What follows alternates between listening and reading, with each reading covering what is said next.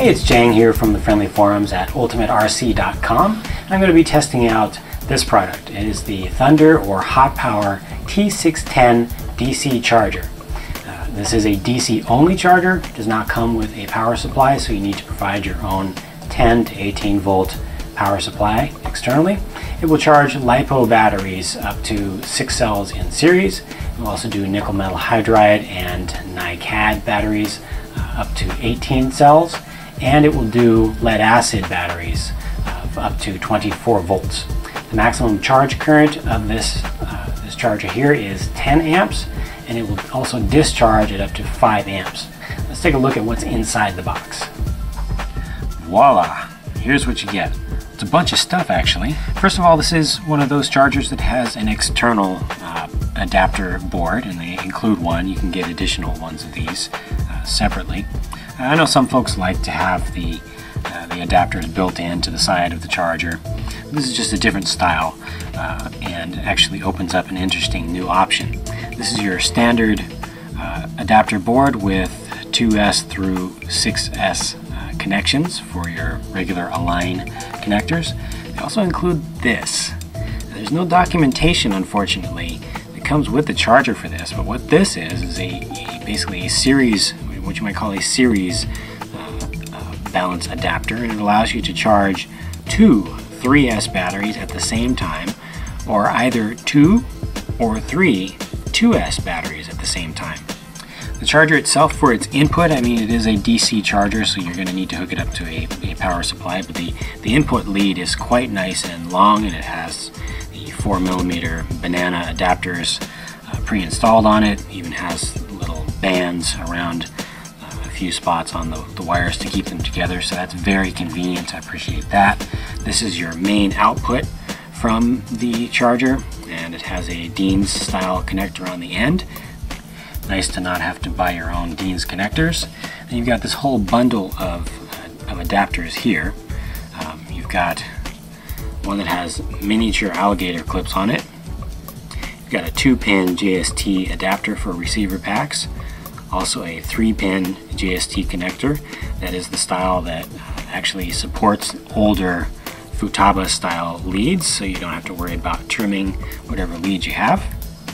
And then finally, this adapter here is for charging glow plug igniters. It just plugs right into the end of the igniter, and if you've got a rechargeable nickel metal pack in there, there you go. Also included in this set is a temperature sensor, and there's a temperature port over here on the side of the charger. This uses a GST style connector there. Just plug that right in. And then finally, last but not least, are these medium-sized alligator clips. Interestingly, they call them crocodile clips in the manual. And these have the 4mm female adapters on the ends. So if you are using a battery, like a dry cell, lead acid battery as your input, there you've got your clips. You can connect right on. Conveniently, these aren't large enough to connect to most full-sized car batteries, but they are good for smaller batteries, motorcycle batteries, and small dry cells. The operating manual is fairly thick and pretty well detailed. It has a lot of safety information in there, a lot of technical information about the different types of batteries that you can charge and the different ways that you can charge them. Here's a flow chart showing all of the menu options, and they go through for every type of battery and for every option. They show you what the screen would look like and how you can get into the different options and what they do. So it's pretty well detailed, and they really try to make sure that even if you're fairly new to this or fairly new to a particular type of battery, they explain how to charge it properly and how to get the most out of this charger. One thing that's missing from this manual is just the explanation of what the physical parts are, including this series adapter like I mentioned before. But all in all, it's a pretty good set of instructions, and certainly if you are a more experienced RC enthusiast, there are just extra little details in here that will just make you feel a little bit more comfortable before you start trying to actually use the charger. Speaking of which, using the charger, I'm not going to be able to set it up right here. I'm actually going to take it into my workshop where I've got my power supply already set up, and I'll try it out on a few different batteries. So the menu system actually takes a little bit of getting used to. I'm used to Durtrax and checkpoint chargers that have a little bit more of a little more flat menu. It's more two-dimensional. This one is actually nested, and just like I said, it just takes a little bit of getting used to. First of all, this is a main screen for a given battery type. Your profiles are stored by battery type. Here I'm in the LiPo sub menu, and there are different options that you can have per battery type. In this case, LiPo has charge, balance, fast charge, and storage, as well as, of course, discharge. A lot of the times you're not going to charge your LiPo with the balancer hooked up. For instance, if you're out at a track and you just want to charge it up between rounds, you can just plug it in directly here with your Dean's connector, hit charge, and go. You can set your balance charge rate to actually be lower if you want to be a little bit more gentle on the cells when you're conditioning them. Fast charge is pretty much the same as charge, except it starts you at a higher amperage. So at 10 amps, normal charge would start at 1 amp and ramp up slowly. Fast charge would start at 2 amps and ramp up slowly. Storage mode will charge or discharge your battery to a nominal voltage, which is going to be obviously for storage, because you don't want to store a LiPo battery fully charged, because the more charge it has in it, the more the overall capacity of the battery will go down, will degrade permanently over time. And of course you don't want to ever store them fully discharged. Discharge is an option though. This is probably something you won't be using a lot for LiPos, but if you're using a different type of cell chemistry like nickel metals, it can be useful to go into a discharge. I'm going to hit battery type here, and this basically backs up one level in the menu. So program select LiPo battery, that's what I was in before.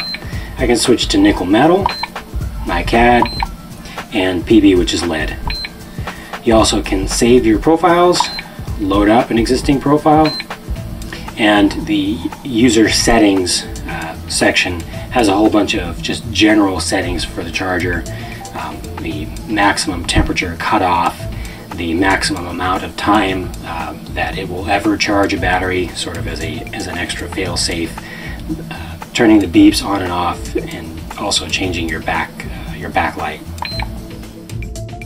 So since I already had LiPo, a LiPo program set up, just to start from scratch, I'm going to go into the nickel metal sub menu for the very first time. I've never been in there, so I'm just going to hit enter to select that.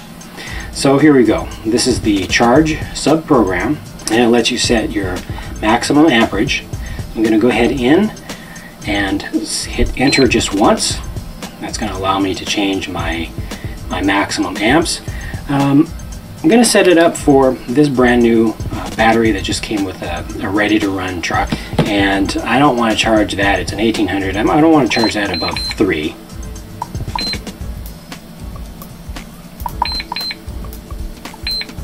Like so. Hit enter.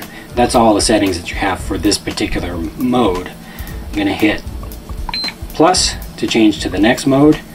Discharge. Unfortunately, this charger will only discharge it up to 5 amps. So if you have nickel metal hydride batteries that are race packs and you're still using higher end nickel metal packs, you'll still want to have one of these good old guys. But I will go ahead and set that up to the maximum for now.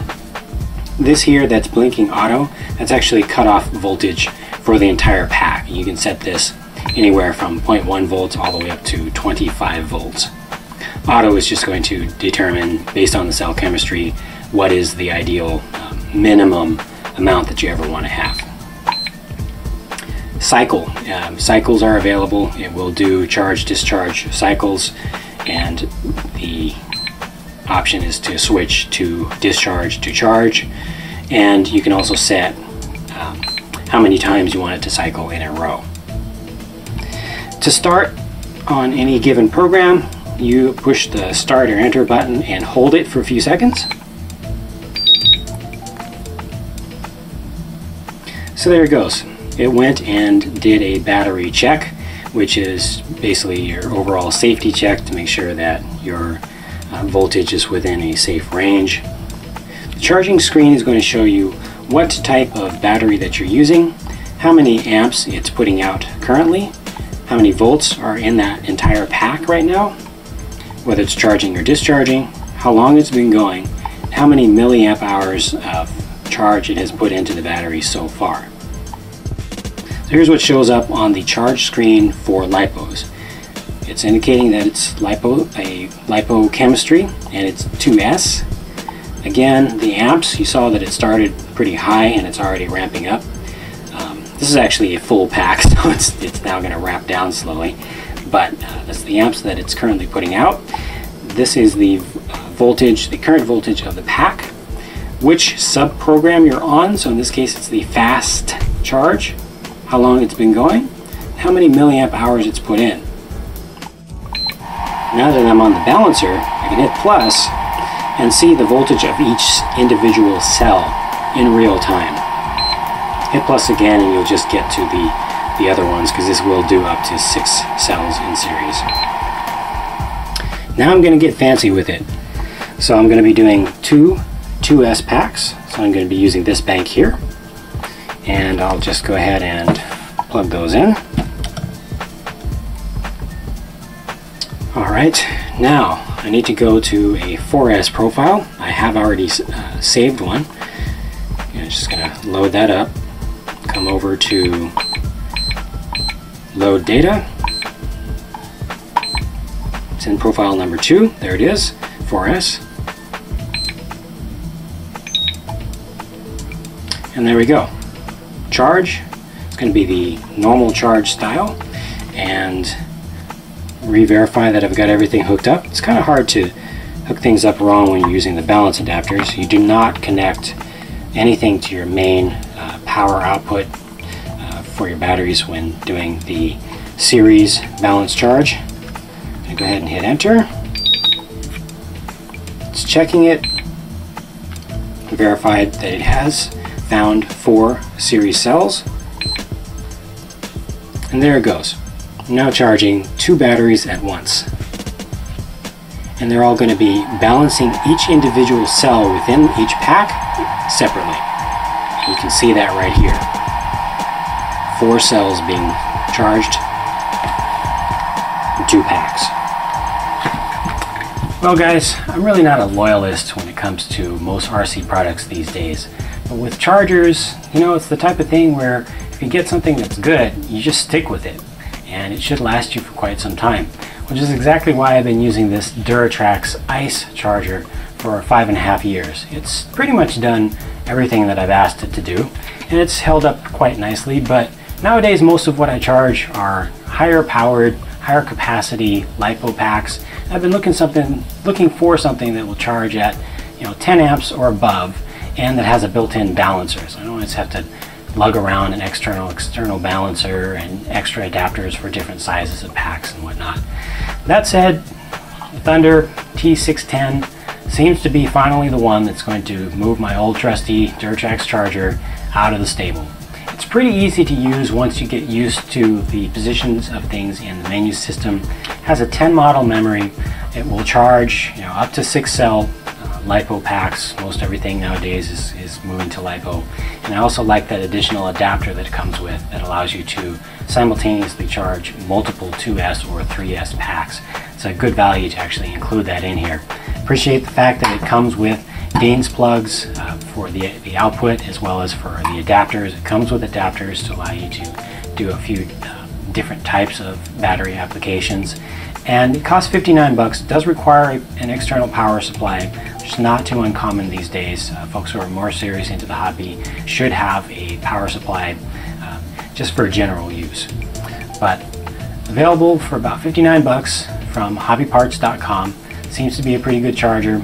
Only thing that I don't like about it is the 5 amp discharge, which is a little bit low if you still have any racing nickel metal hydride packs that you want to discharge. So you would probably still want to use a external bulb discharger just to put a little bit more power through them for that.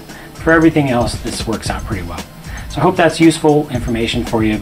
If you want to check out more of my reviews, be sure to visit my channel at youtube.com/ultimatercnetwork. Subscribe while you're there, and I hope to see you on the friendly forums at ultimaterc.com. Thanks. Talk to you again later.